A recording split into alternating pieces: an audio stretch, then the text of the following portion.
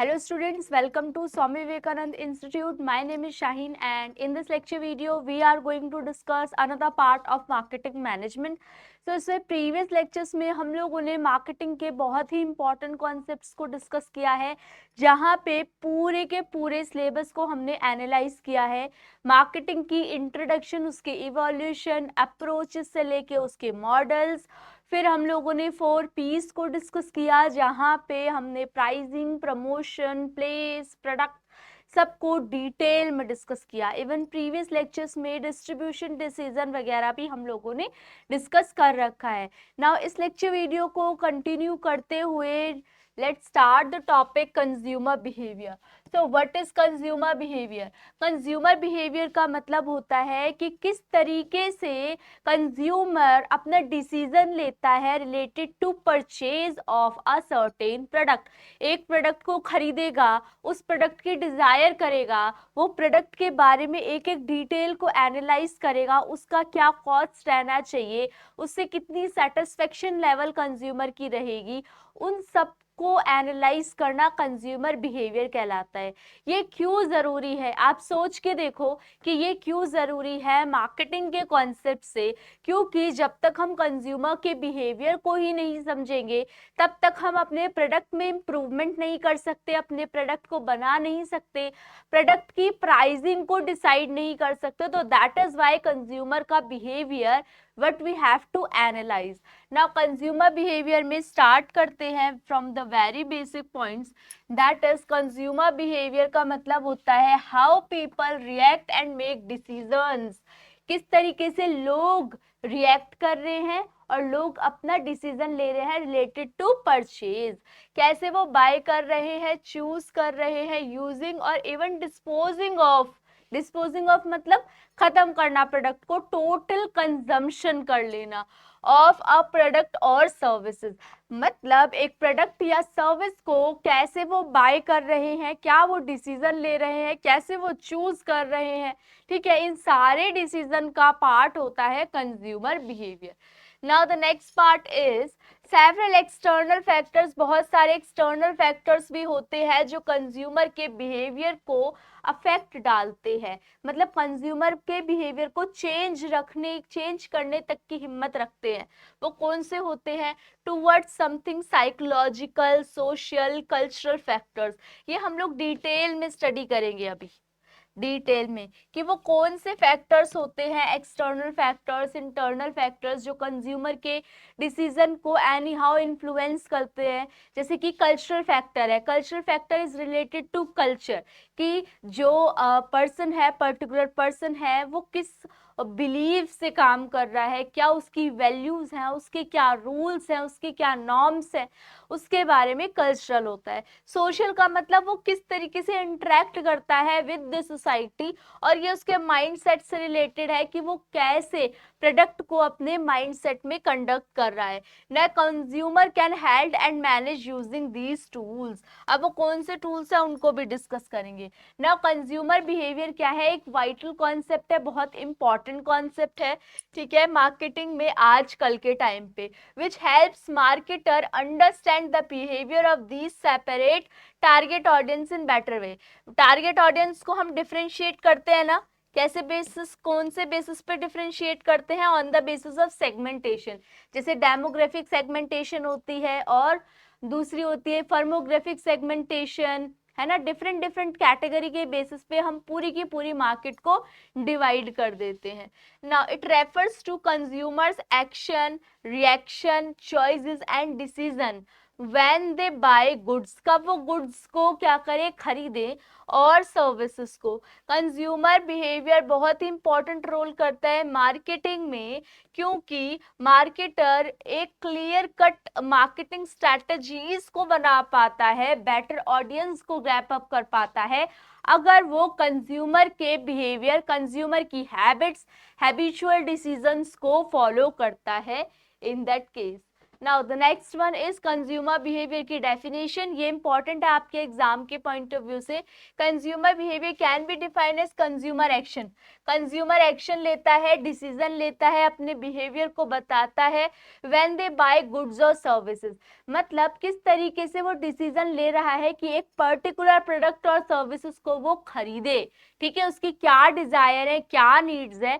तो वो पूरा का पूरा decision from the starting point for the decision, जैसे कि नीड डिजायर वांट, ठीक है, टू द परचेज पार्ट, ठीक है। Now the next one is it involve learning how individual groups and organisation select use and dispose. कैसे, क्या बोल रखा है, इंडिविजुअल या ग्रुप या ऑर्गेनाइजेशन कैसे सेलेक्ट करता है। सबसे पहले कौन सा पार्ट है, सेलेक्ट, उसके बाद सेलेक्ट के बाद यूज, यूज के बाद डिस्पोज। अभी हम लोग होल प्रोसेस को डिस्कस करेंगे कंज्यूमर के बाइंग बिहेवियर को, तो आपको पता चलेगा कि सबसे पहले वो कौन सा पार्ट होता है जो कंज्यूमर बिहेवियर के अंदर सबसे पहली प्रोसेस होती है।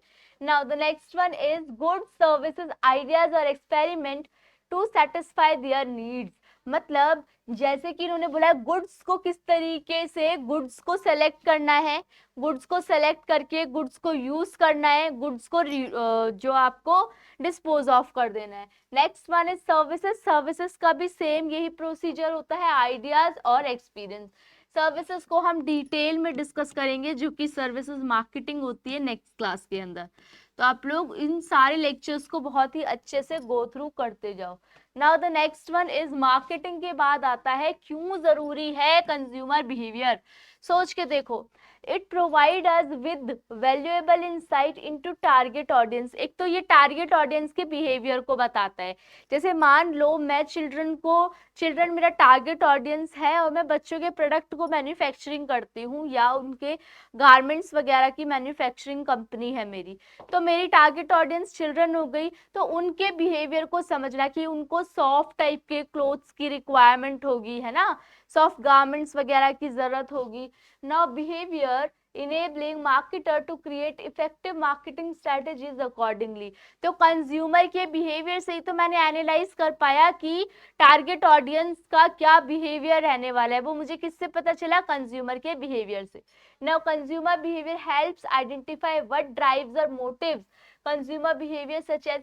अच्छा, ये कंज्यूमर के बिहेवियर से ही पता चलता है कि कंज्यूमर की जरूरतें क्या हैं, कंज्यूमर चाहता क्या है ना, डिजायर क्या है, क्या उसकी इच्छाएं हैं, क्या उसकी जो भी है वांट्स वगैरह है, ठीक है। और कौन से ऐसे फैक्टर्स हैं जो कि उसको मोटिवेट करते हैं, परसुएड करते हैं किसी एक प्रोडक्ट को खरीदने के लिए। Sometimes the persuasion will be the packaging factor, packaging factor हो सकता है। Sometimes the quality of the product, sometimes the internal capacity of the product, sometimes the long term scenario of the product. तो ये सारे ऐसे factors होते हैं जो कि कंज्यूमर बिहेवियर देखने से पहले हम लोगों को लेने पड़ते हैं। So the companies can develop strategies. तो कंपनी क्या करेगी, स्ट्रैटेजीज बनाएगी। तो सबसे पहला पॉइंट तो ये पता चला कि मेरी टारगेट ऑडियंस कौन सी है कंज्यूमर बिहेवियर के पॉइंट ऑफ व्यू से। और फिर मुझे ये पता चला कि जो कंज्यूमर बिहेवियर है उनमें क्या नीड्स है, क्या वांट है, क्या डिजायर है through consumer behaviour. Now the next one is marketer can then use the data collected. अब जो मुझे टारगेट ऑडियंस का डेटा मिला है या उनकी नीड और डिजायर का डेटा मिला है, वो मैं डेटा को कलेक्ट कर लिया है और वो डेटा को मैं हेल्प में लूंगी to improvise the product, to manufacture the product, to develop product को बनाने के लिए and services that market target audience की नीड्स। टारगेट ऑडियंस को ऊपर कलेक्ट किया, उनकी नीड्स को नीचे कलेक्ट किया। इन दोनों के डेटा के हेल्प से मैं क्या करूंगी, अपने प्रोडक्ट को डेवलप करूंगी। कंज्यूमर बिहेवियर एनालिसिस मदद करती है कंज्यूमर डिफरेंशिएशन में and companies can set up strategies based on the same. तो क्या बोला गया है कि कंज्यूमर के बिहेवियर मदद करती है कंज्यूमर को डिफरेंशिएट करने में।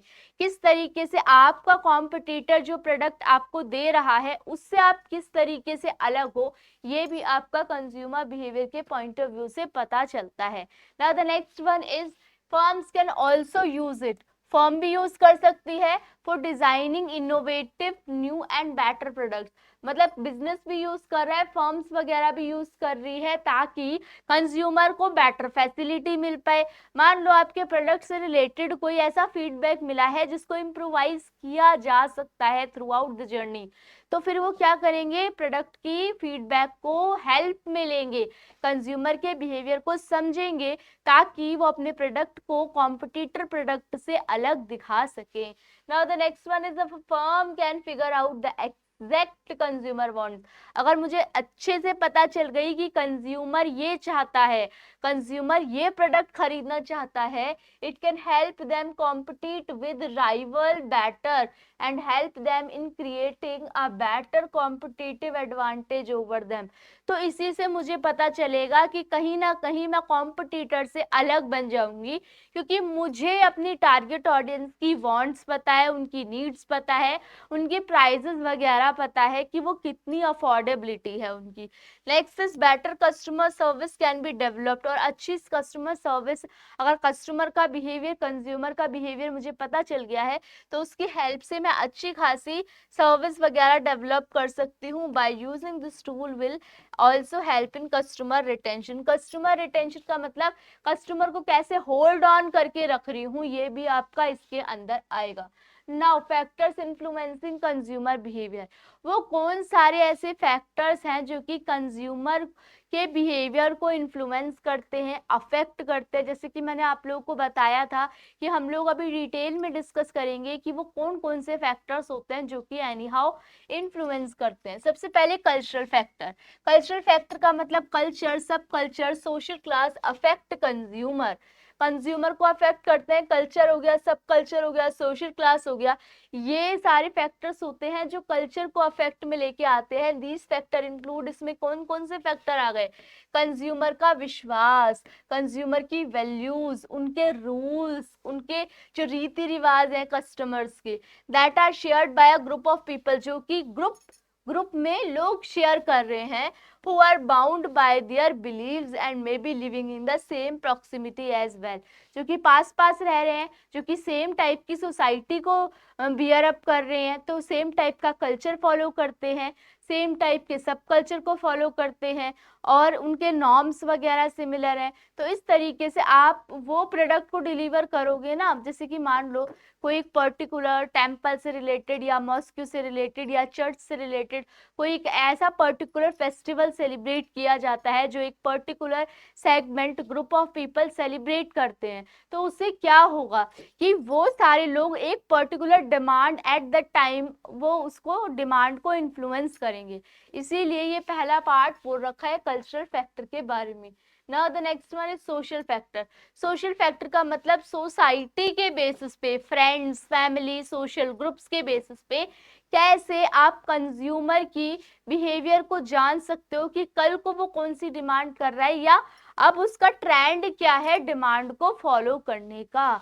सो social factor include, social factor के अंदर क्या क्या आएंगी, फैमिली आएगी, फ्रेंड्स आएंगे और दूसरे सोशल गाइड्स आएंगे दैट अफेक्ट कंज्यूमर बिहेवियर, जो कि कंज्यूमर के बिहेवियर को बहुत ज्यादा अफेक्ट करते हैं। These factor can consist of, इसमें कौन कौन से आ गए, social, reference groups and social status which greatly impact how a consumer behave, जो कि अच्छे से बताता है कि कंज्यूमर कैसे बिहेव कर रहा है। यहाँ पे कंज्यूमर कौन है, यहाँ पे कंज्यूमर है जो कि आपकी फैमिली, फ्रेंड्स, पूरा ग्रुप है। यहाँ पे सोशल के पॉइंट ऑफ व्यू से सोसाइटी कैसे अफेक्ट डालती है एक प्रोडक्ट के ऊपर, इन्फ्लुएंस कैसे करती है, behave in senses good and services. ना पर्सनल फैक्टर्स कौन से हो गए, पर्सनल फैक्टर्स हो गए जो कि मेरी पर्सनल रीजंस की वजह से हो गए। मैं मान लो कोई ऐसे प्रोडक्ट की डिमांड कर रही हूँ जो कि मेरी एज के पॉइंट ऑफ व्यू से इम्पॉर्टेंट है, मेरी एजुकेशन के पॉइंट ऑफ व्यू से इम्पॉर्टेंट है, ठीक है। पर्सनल फैक्टर्स में कंज्यूमर आ जाएगा, एज आ जाएगी, जेंडर आ जाएगा, इनकम आ जाएगी, education, occupation also play a vital role in consumer behaviour. तो कंज्यूमर के बिहेवियर से पर्सनल फैक्टर यहाँ पे इन्फ्लुएंस होंगे।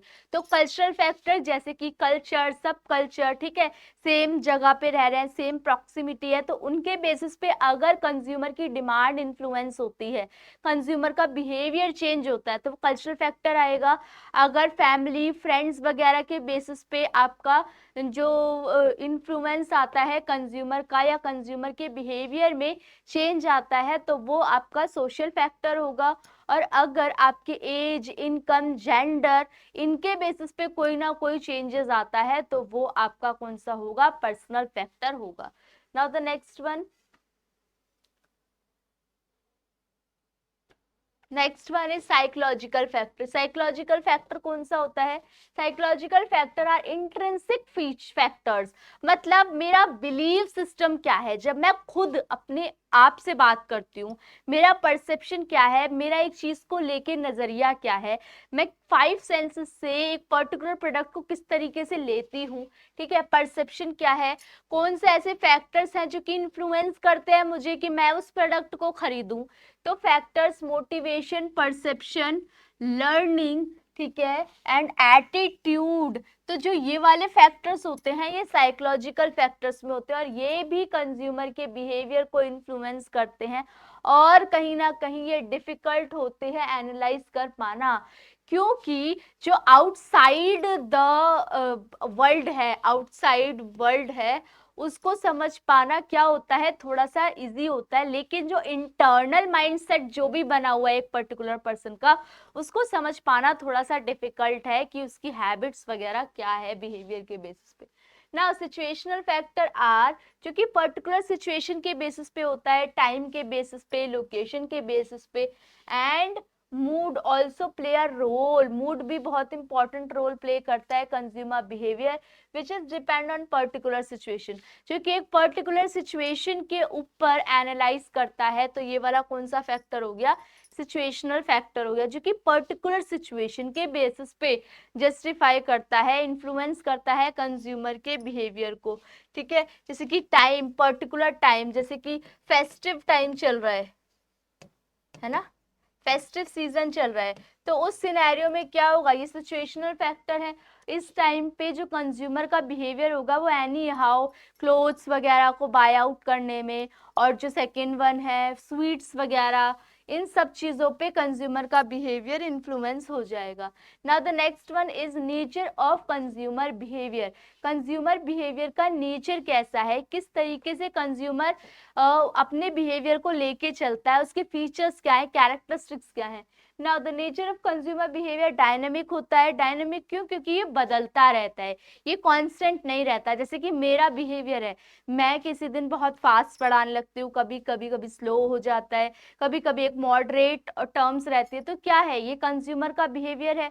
अब ये क्या होता है, अगर मान लो मैं सर्टेन सिमिलर टॉपिक भी आपको पढ़ा रही हूँ, सपोज कंज्यूमर बिहेवियर ही पढ़ा रही हूँ आपको नेक्स्ट टाइम पे, तो उस सिनेरियो में भी कुछ ना कुछ चेंजेस होंगे, ऐसा तो नहीं है वर्ड टू वर्ड मैच कर जाएगा।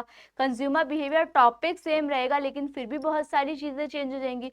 तो उस सिनेरियो के अंदर आपको इम्पोर्टेंट वाला क्या होता है कि कंज्यूमर का जो बिहेवियर है, माइंडसेट है, हैबिट्स है, सिचुएशनल फैक्टर्स हैं, बहुत सारी ऐसी चीजें हैं जो चेंज होती रहती है, इसीलिए कंज्यूमर का बिहेवियर भी क्या होता है, चेंज होता रहता है social, cultural, economical and several other factors के ऊपर। नाउ ये बहुत ही कॉम्प्लेक्स हो जाता है क्योंकि बहुत सारे फैक्टर्स हो जाते हैं जिनको स्टडी कर पाना मुश्किल होता है, स्पेशली जो साइकोलॉजिकल टाइप के फैक्टर्स होते हैं उनको, तो इसीलिए ये एक कॉम्प्लेक्स प्रोसेस होती है एज इट इन्वॉल्व बहुत सारे factors that influence consumer behaviour, जैसे कि इंडिविजुअल का प्रेफरेंस क्या है, इंडिविजुअल का एटीट्यूड क्या है, बिलीफ क्या है, ये आ गए ना साइकोलॉजिकल वाले। ये सारे फैक्टर्स को समझ पाना, उनके प्रेफरेंसेस वगैरह क्या है, यहाँ पे थोड़ा सा डिफिकल्ट रोल प्ले होता है।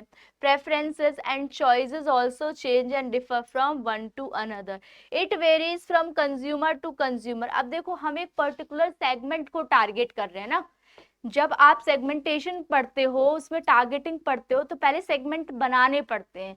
तो आप एक पर्टिकुलर सेगमेंट को टारगेट कर रहे हो, लेकिन उसमें भी तो डिफरेंट डिफरेंट कंज्यूमर है, तो इसीलिए कंज्यूमर टू कंज्यूमर वेरिएशन आती है, इसीलिए ये थोड़ा सा और डिफिकल्ट और इसका बिहेवियर चेंज हो जाता है।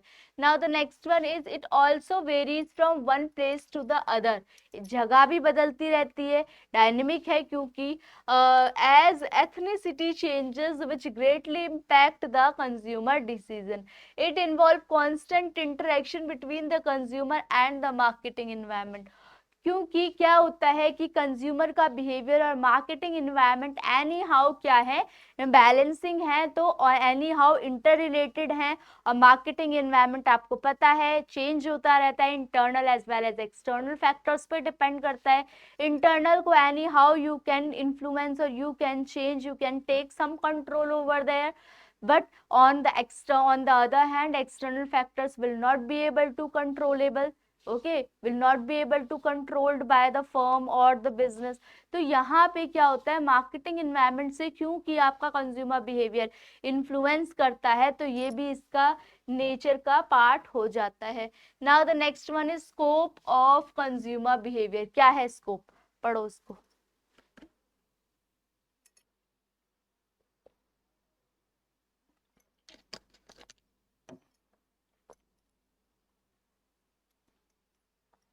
स्कोप ऑफ कंज्यूमर बिहेवियर क्या है? स्कोप, स्कोप का मतलब कितनी वाइड या ऑब्जेक्टिव। डिमांड फोरकास्टिंग क्यों करते हैं हम कंज्यूमर बिहेवियर? क्योंकि हमें पहले से ही एनालाइज हो जाए कि कंज्यूमर की एक्चुअल में नीड है भी इस टाइप के प्रोडक्ट की कि नहीं है। डिमांड को एनालाइज कर पाना पहले से ही प्री प्लानिंग करके। Demand forecasting consumer behaviour analyse helps predict the consumer future demand.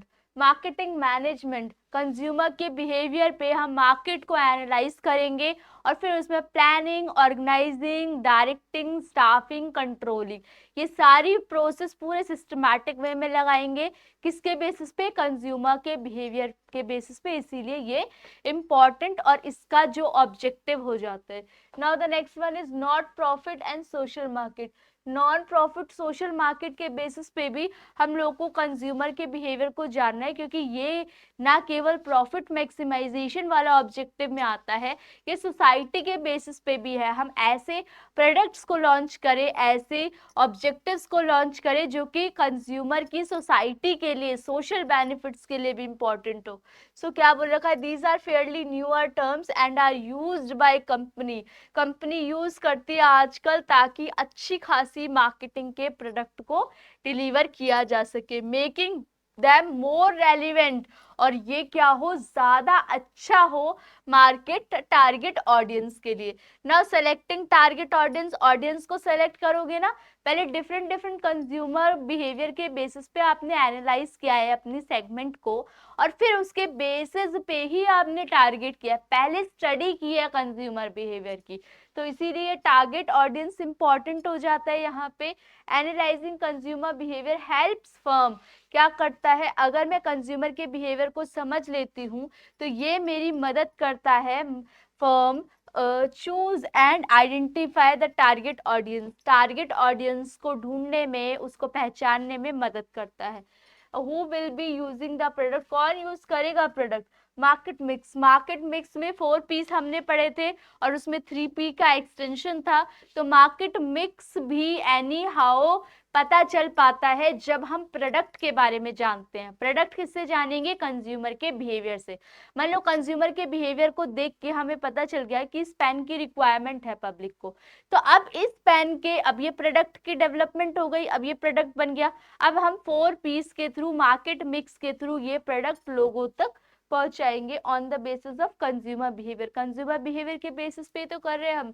Select target audience, audience को टारगेट किया। मार्केटिंग मिक्स, ये तो 2 पार्ट पढ़ लिए।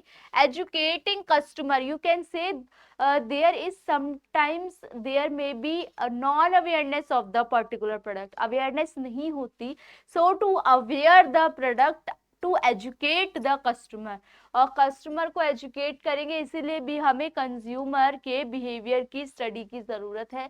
The market analysis can help the companies identify awareness of the consumer about a product. Consumer को पता तो हो, जब तक उसे पता ही नहीं चलेगा तब तक वो प्रोडक्ट को क्यों खरीदेगा, है ना। उसको यही नहीं पता कि इस प्रोडक्ट से मुझे ये बेनिफिट है, तो किस तरीके से वो प्रोडक्ट को खरीदेगा। कस्टमर्स अबाउट अ प्रोडक्ट और सर्विस और related topics and then educate them if required. तो अब क्या करेंगे, तब उनको एजुकेट करेंगे, पढ़ाएंगे, जरूरत होगी, इफ रिक्वायर्ड, अगर जरूरत होगी तो।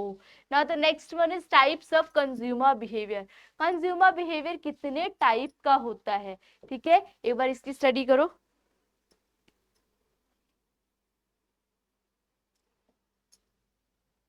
कंज्यूमर बिहेवियर कितने टाइप का होता है। सबसे पहले होता है complex buying behaviour.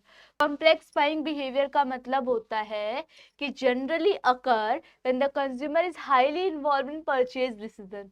This has a high level of risk involve in purchase such as in case buying a car, जहाँ पे बहुत ज्यादा रिस्क होता है एक बायर का। मतलब जब आप ह्यूज अमाउंट कार में, घर में, इन सब जगहों पे लगाते हो, तो जब आप परचेज करते हो तो बहुत हाई अमाउंट पे करते हो। तो जब हाई अमाउंट पे किया जाता है तो उस टाइप की बाइंग को कॉम्प्लेक्स बाइंग बिहेवियर कहते हैं, क्योंकि ये ऐसे चुटकियों में डिसीजन लेने वाला नहीं होता। ये क्या होता है, थोड़ा रुक के डिसीजन लेने वाला, थोड़ा सोच समझ के डिसीजन लेने वाला पार्ट होता है। डिसोनेंस रिड्यूसिंग बाइंग बिहेवियर, इसका क्या मतलब है, और occurs when the consumer experience dissonance or delay after the purchase such as buying a new phone or laptops। नए फोन और लैपटॉप्स को जब खरीदते हो, these items have a very competitive market keeping evolving quickly, the number of options available for the consumer is the same price or range। मतलब जब आप ऐसी मार्केट के अंदर इन्वॉल्व होते हो जहाँ पे कंपटीशन बहुत ज़्यादा है और सेम टाइप के फीचर्स वगैरह भी आपको मिल रहे हैं विद द सेम प्राइस, तो आप क्या कर सकते हो, अगर तो आपका प्रोडक्ट अवेलेबल नहीं हुआ at that moment of time, you will quickly shift to the another one, तो आप दूसरे पे शिफ्ट हो जाओगे। तो ये वाला कौन सा पार्ट होता है, dissonance reduce buying behaviour. Complex buying behaviour जहाँ पे लिख लो, जहाँ पे ज्यादा अमाउंट आप पे करते हो, जिसमें ज्यादा रिस्क होता है और जो डिसीजन सोच समझ के लिया जाता है because of high amount involve in that particular buying. Next is dissonance reducing behaviour का मतलब होता है ऐसा टाइप का प्रोडक्ट, लैपटॉप, मोबाइल फोन्स वगैरह, जो कि सेम प्राइस पे सेम फीचर्स के साथ अवेलेबल है, जिसमें अगर अवेलेबिलिटी नहीं हुई, अगर डिले हुआ, then you will be shifted to the other one.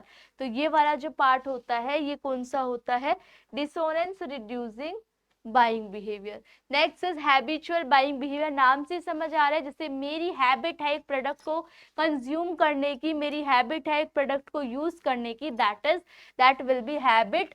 habitual buying behavior occurs when the consumer make purchases without much thought। इतना सोचता नहीं है, इतने एफर्ट्स नहीं लगाता, जैसे ग्रोसरीज को, टॉयलेटरीज वगैरह को खरीदने में। And these goods are a part of daily life activities. तो जो रोज रोज में खरीदे जाते हैं तो वो होते हैं हैबिचुअल बाइंग बिहेवियर। और इसी का उल्टा है जो कभी कभी हम परचेज ऑन करते हैं, वो होता है complex buying behaviour. Variety seeking buying behaviour.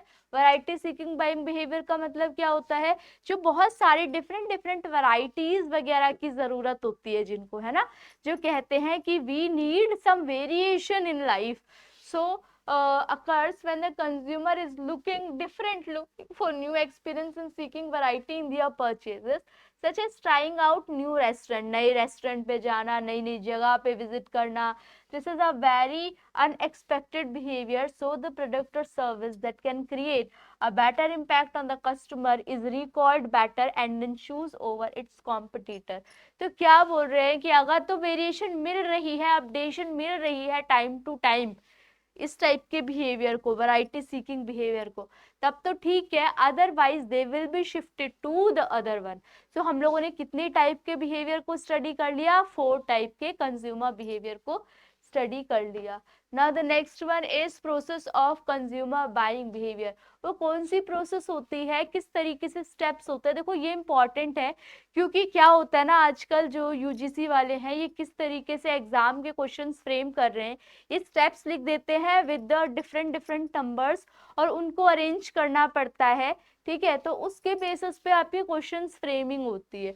Now number 1 step is need recognition. सबसे पहले तो आपको प्रोडक्ट की जरूरत होगी ना, प्रोडक्ट की जरूरत के बिना आप प्रोडक्ट खरीद लोगे, नहीं खरीदोगे। हाँ, इम्पल्स बाइंग कर सकते हो। इम्पल्स बाइंग मैंने समझाया था ना प्रीवियस क्लासेस में कि इम्पल्स बाइंग बिहेवियर का मतलब होता है जब हमें उस प्रोडक्ट की सर्टेन टाइम के लिए जरूरत नहीं होती, लेकिन क्योंकि हमने वो प्रोडक्ट देखा है, हमें उसकी need eight that moment arise होती है और तब हम उस प्रोडक्ट को खरीद लेते हैं।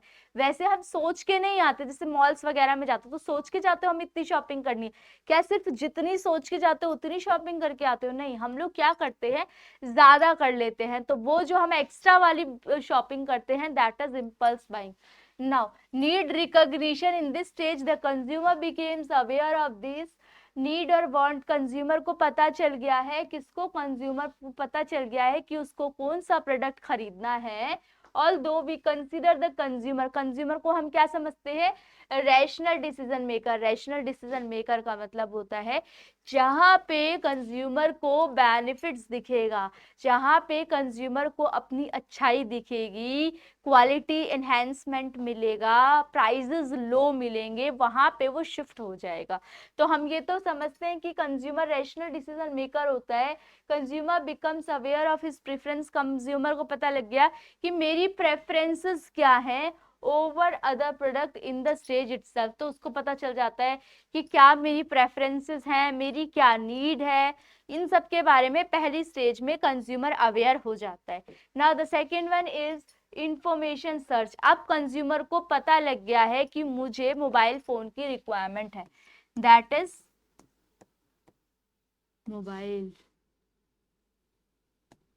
मोबाइल की रिक्वायरमेंट है उसको। तो अब वो क्या करेगा, डिफरेंट डिफरेंट सेगमेंट से अपनी इंफॉर्मेशन को सर्च करेगा। The consumer search for data about the product और सर्विस जिसमें वो इंटरेस्टेड है। The consumer is expected to do his research, consumer क्या करता है, रिसर्च करता है मार्केटिंग सिचुएशन को, is and then make the decision, और उसके बाद डिसीजन लेता है। तो वो कौन सा डिसीजन हो गया, जहां पे वो इंफॉर्मेशन को सर्च कर रहा है ना। इवैल्यूएशन ऑफ अल्टरनेटिव्स, अब क्योंकि उसने इंफॉर्मेशन को सर्च किया तो डिफरेंट डिफरेंट ब्रांड्स निकल के आए मोबाइल के, एमआई है, सैमसंग है, और आपका कौन सा है, एप्पल वगैरह हो गया, और भी बहुत सारे ब्रांड्स हो गए जैसे कि ओप्पो, वीवो, और भी बहुत सारे, ठीक है। तो ये क्या है, उसने इंफॉर्मेशन सर्च किया, अब वो डिफरेंट डिफरेंट इवैल्यूएशन करेगा अल्टरनेटिव्स की, on the basis of price, on the basis of feature, on the basis of updation, on the basis of, बोलते हैं ना कि वो कितना है, इंटरनल कैपेसिटी वगैरह कितनी है, रैम रोम कितना है।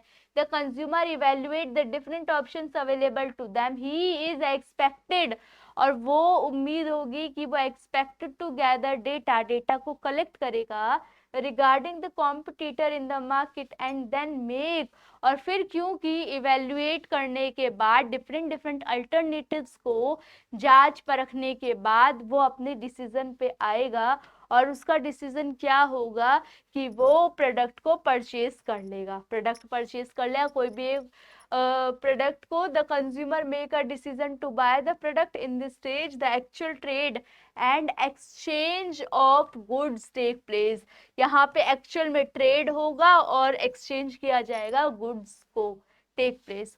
पोस्ट परचेज इवैल्यूएशन कौन सा होगा, the consumer evaluation their decision and the product और service they bought for any company to retain its existing customer a vital tool. और उसके बाद पोस्ट परचेज इवैल्यूएशन का मतलब अब वो प्रोडक्ट को एनालाइज करेगा, क्योंकि प्रोडक्ट उसके हाथ में आ गया, वो चला के देखेगा और फीचर्स को क्वालिफाई करेगा, देखेगा कि हाँ सारी की सारी फीचर्स वगैरह बताए हैं कि नहीं।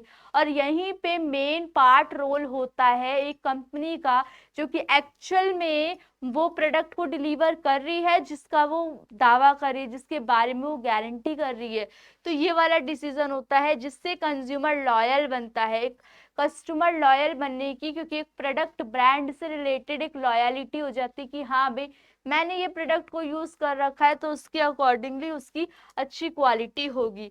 सो इस क्लासेस के अंदर हम लोगों ने क्या क्या डिस्कस किया है, कंज्यूमर बिहेवियर के इंट्रोडक्शन को, उसकी डेफिनेशन को, टाइप्स ऑफ कंज्यूमर बिहेवियर को, प्रोसेस को जस्टिफाई किया है, और प्रोसेस के अलावा टाइप्स पढ़ लिया, स्कोप, कंज्यूमर बिहेवियर के स्कोप को, उसके इम्पोर्टेंस को, उसके नेचर को, फैक्टर्स कौन कौन से अफेक्ट करते हैं कंज्यूमर बिहेवियर को, इन सबको हम लोगों ने डिस्कस किया है इन डिटेल।